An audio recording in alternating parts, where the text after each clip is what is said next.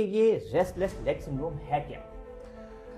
Restless leg syndrome एक complex वेग symptoms की कलेक्शन है। मतलब आप ये कह लें कि ये कुछ ऐसी अलामात हैं जो मरीज़ों में इकट्ठी हो जाती हैं, जिसमें अमूमन हो ये रहा होता है कि मरीज़ सारा दिन ठीक रहते हैं, जब चलते फिरते ठीक हैं, जब काम कर रहे हैं बिल्कुल ठीक है। जैसे ही वो करते हैं, रेस्ट करने के लिए बैठते हैं या रात को सोने के लिए लेटते हैं, वैसे ही लेटते हैं तो टांगों में बेचैनी शुरू हो जाती है। एक तो ये होता है। दूसरा इस तरह महसूस होता है जैसे टांगों में कीड़ियाँ चल रही हों, क्रैम्प्स पड़ती हैं टांगों के अंदर।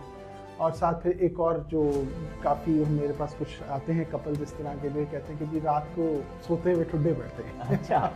क्योंकि मरीज़ पेशेंट को नहीं पता होता कि वो इतनी वो बेचैनी के साथ टांगे वो मार रहे होते हैं कि जो भी साथ उनके सो रहा है उसको फिर वो मारते हैं।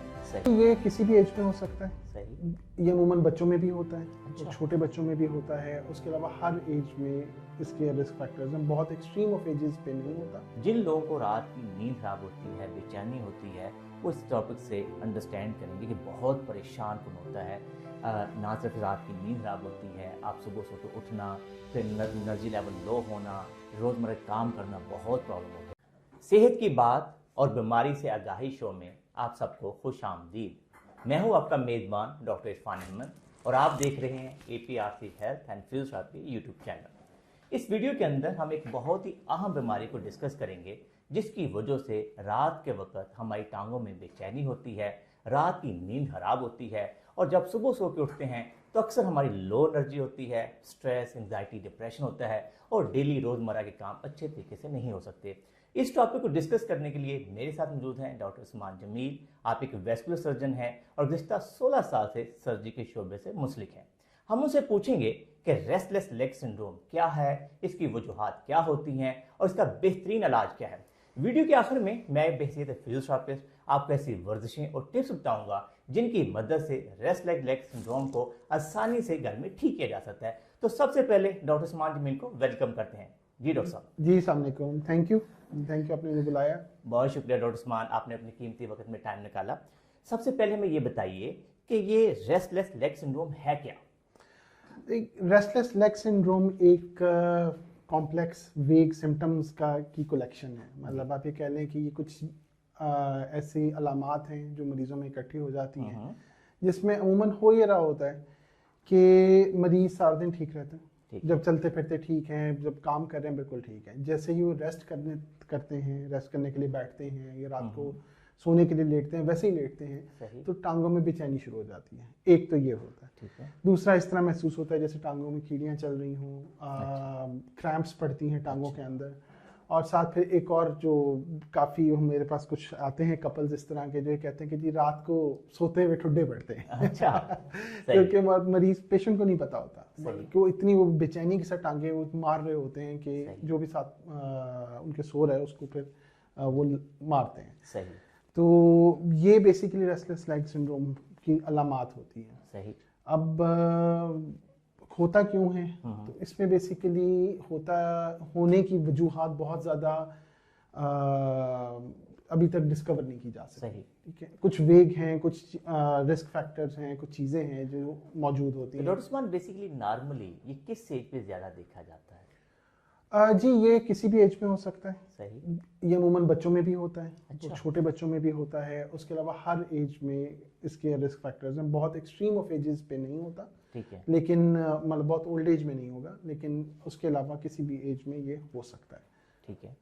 अच्छा, ये मुझे बताइए कि ये ख़वातीन के बारे में सुनने में आता है कुछ ज़्यादा इस बीमारी का शिकार होती हैं, क्या ये हकीकत है?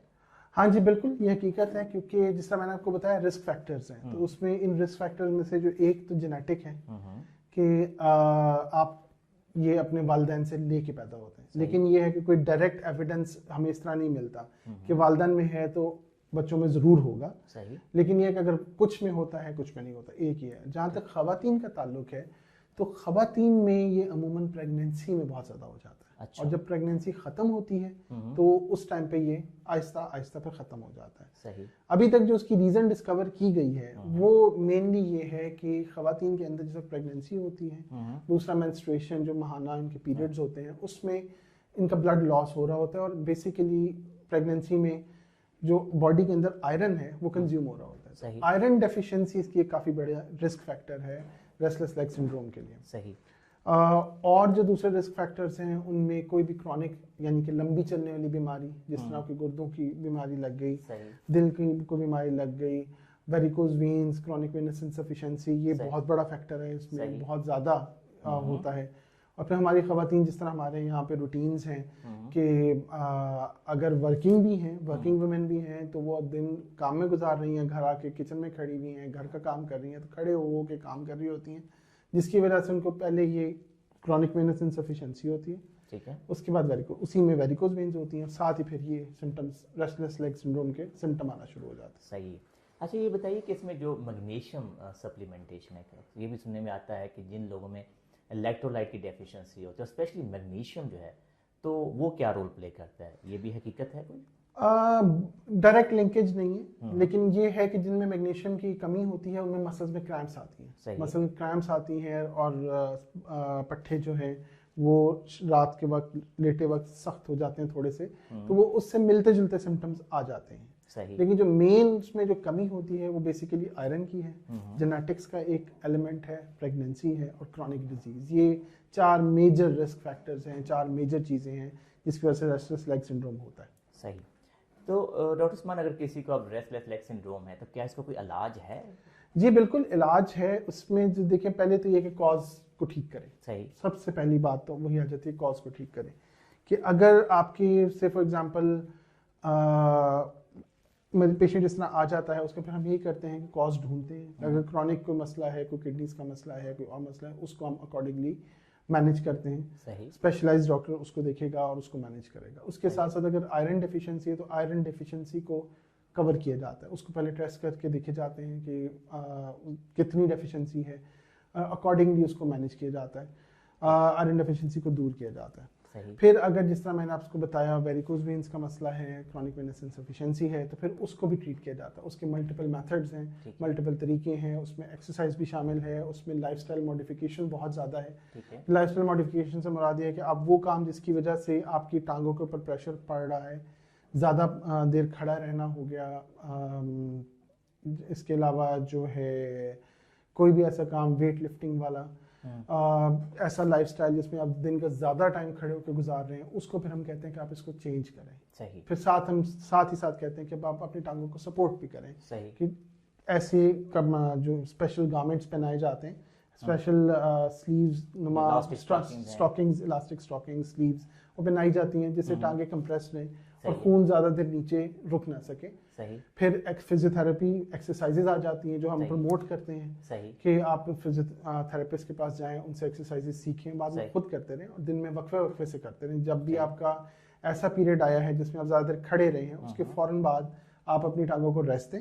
सही। एलिवेट करें और एलिवेट करने के बाद ये एक्सरसाइज करें ताकि जो भी ब्लड नीचे पूल हुआ है वो वापस चला जाए, हार्ट की तरफ वापस जाए और मसल्स थोड़े से रिलैक्स हो जाए, वहाँ पे जो ये है लोड है ये कम हो जाए। ठीक है। अच्छा डॉक्टर उस्मान, हमें ये बताइए कि आप पेशेंट साहब काफ़ी पेन में भी होता है, बेचैनी उसको हो रही होती है, रात की नींद से ख़राब हो रही होती है, तो क्या इसमें कोई मेडिसिन हैं जिससे वो थोड़ा सा रिलीफ हासिल कर सकता है जल्दी? एक तो साफ है कि हमने काज को ढूंढा और देखना है, एक है सिम्टोमेटिक, कम से कम उसकी रात की नींद, तो जैसे फर्क आपके पास पेशेंट आता है कहते हैं मैं तो 2 महीने से हूँ, तो फ़ौरन क्विक रिलीफ देने वाली कौन सी ऐसी मेडिसिन है? बिल्कुल मेडिसिन हैं, उसमें ये है कि हम कुछ मेडिकेशंस यूज़ करते हैं जो वेनोटॉनिक होती हैं। सही है। वेनोटॉनिक से मुराद है कि समझ लें वेन्स के विटामिन्स हैं, वो हम वो देते हैं, उससे वेन्स थोड़ी सी स्ट्रांग होती हैं। दूसरा फिर वही लाइफस्टाइल मॉडिफिकेशन थोड़ी सी करते हैं। थर्ड फिर कुछ पेन किलर्स हैं ऐसी जो हमारी लाइक प्रिस्क्रिप्शन के बगैर मिलेंगी नहीं। तो वो देते हैं तो वो मसल्स को रिलैक्स कर दें रात को सोते वक्त और पेशेंट रिलैक्स होकर सो जाए। फिर कुछ और ड्रग्स हैं जो इसके जो अगर जो प्रॉब्लम है प्रॉपर फुल ब्लोन आपका ये हो रहा है रेस्टलेस लेग सिंड्रोम है, और वो फिर क्योंकि ब्रेन की सर्किटरी में इशू है मेनली कि वहाँ पे बेचैनी का एलिमेंट उधर है, तो उसके लिए फिर कुछ ड्रग्स होती हैं जो डोपामिन को की सप्लीमेंटेशन के लिए होती हैं, उस तरह होती हैं, वो इस्तेमाल की जाती हैं। सही है। जस्ट थोड़ा सा ताकि हमारे नाज़रीन को समझ आ सके कि फॉर इंफॉर्मेशन, ये गैबापेंटिन जो होती है जो एक न्यूरोपैथिक पेन के लिए दिया जाता है, वो भी इसके अंदर प्रेस्क्राइब करते हैं आप लोग? यूजुअली हम ये प्रेस्क्राइब नहीं करते। अच्छा, नहीं करते। ये यूजुअली प्रेस्क्राइब नहीं करते। इसका कोई डॉक्यूमेंटेड एज सच रोल नहीं है। सही तो इसमें ज़्यादा मेन रोल ये है कि आप कॉज को ट्रीट करें। मतलब इस तरह के पेशेंट को अगर हम यही कहेंगे कि जी आपको हम ये लाइफस्टाइल मॉडिफिकेशंस करके देखें, ये वाली प्रिवेंटिव मेजर्स करके देखें कि ये हिफाजती इक़दाम करें, अगर नहीं होता देन हम ट्रीटमेंट की तरफ, प्रॉपर ट्रीटमेंट की तरफ जंप करते हैं। डॉक्टर उस्मान, अगर फ़र्ज़ करें एक पेशेंट है, उसको 6 माह हो गए हैं, साल हो गया है, रेस्टलेस लेग सिंड्रोम के साथ है, तो कितनी देर में ठीक हो सकता है? मतलब कि आप समझ लीजिए कई दफ़ा लोग हमने देखा 4 साल थे, 6 साल थे, 10 साल से भी बेचारे इस बीमारी के साथ हैं, लेकिन हम एक रफ आइडिया लेना चाहते हैं कि 1 साल 2 साल से बंदा है, तो वो कितनी देर में ठीक हो सकता है? देखिए, इसमें जब हम ट्रीटमेंट करते हैं प्रॉपर, तो उसका जैसे ही हम आपकी जो ओरिजिनल कॉज है वो रिमूव होगा, साथ ही सिम्टोमेटिक रिलीफ आना शुरू हो जाएगा। सही। और वो एक ग्रेजुअली आता है, मतलब इमीडिएटली पेशेंट कहते हैं कि अच्छा जी स्टार्टिंग हमें कुछ दिन, ये 2-3 दिन के बाद वो कहना शुरू कर देते हैं कि जी हमारे सिम्टम्स अब बेहतर हो गए हैं। सही है। लेकिन ये जो बेहतरी का प्रोसेस है, ये टाइम लेता है थोड़ा सा, 2-3 weeks up to few months तक चलता रहता है और अल्टीमेट रिकवरी हो जाती है। बिल्कुल सही, बिल्कुल ठीक है। अच्छा, तो डॉक्टर उस्मान मुझे बताइए कि अगर फ़र्ज़ करें अब मरीज़ ने मेडिकल ट्रीटमेंट भी ले लिया, मरीज़ ने सारा लाइफस्टाइल भी तब्दील कर, लेकिन फिर भी ठीक नहीं हो रहा, तो क्या कोई सर्जिकल ऑप्शन भी इसमें होता है? जी बिल्कुल, सर्जिकल ऑप्शंस हैं। अगर वेरिकोज वेन्स या क्रॉनिक वेनस इनसफिशिएंसी इसका अंडरलाइन कॉज है, तो फिर उसमें सर्जिकल ऑप्शंस आ जाती हैं। जो सही। हम अगर बाकी मेजर्स फेल हो गई हैं तो फिर सर्जिकल ऑप्शंस आ जाती हैं कि हम उनको सर्जिकली करेक्ट करें। सही। तो मैं उम्मीद करता हूँ कि आप लोगों को ये जो टॉपिक था एक थोड़ा सा अनकॉमन टॉपिक है, लेकिन जिन लोगों को रात की नींद खराब होती है, बेचैनी होती है, वो इस टॉपिक से अंडरस्टैंड करेंगे कि बहुत परेशान कौन होता है। ना सिर्फ रात की नींद खराब होती है, आप सुबह सो के उठना, फिर एनर्जी लेवल लो होना, रोज़मर्रा काम करना बहुत प्रॉब्लम होता है।